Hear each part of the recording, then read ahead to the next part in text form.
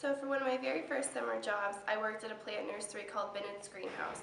And in my department, I had two supervisors, Amelia and Stephanie.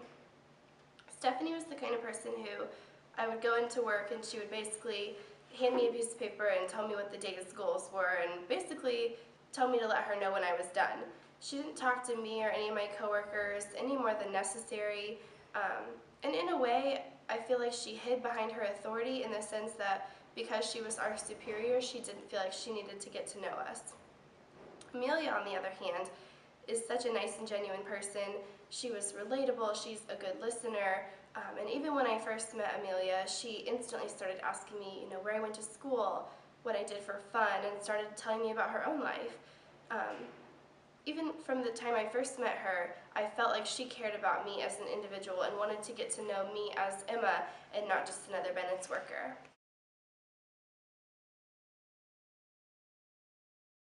So in my experience, there has been one thing that really separates the bosses I've had into two categories, and that is their ability to relate to their employees on a personal level. In any situation as a leader, it is extremely important to be able to connect with your employees, followers, or fellow team members on an individual basis.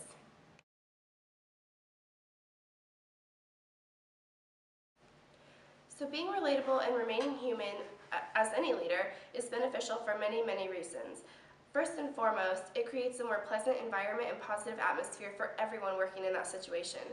For example, at Bennett's, it was so nice knowing that I could go into work and feel comfortable cracking a joke with Amelia or asking her how her weekend was. Being relatable can ensure that your employees will feel valued, which can make them feel like more of an asset to the company or organization. And finally, feeling valued can lead to an increase in employee productivity. For example, my job at Bennett's was essentially watering plants.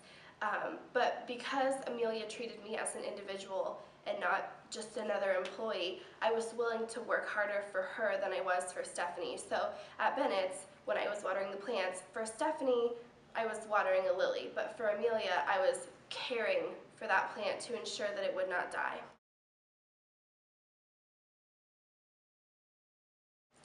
So to conclude, I would just like to say that remaining human in any leadership position is such a positive thing. It can lead to a more positive work environment and can also lead to more positive work relationships.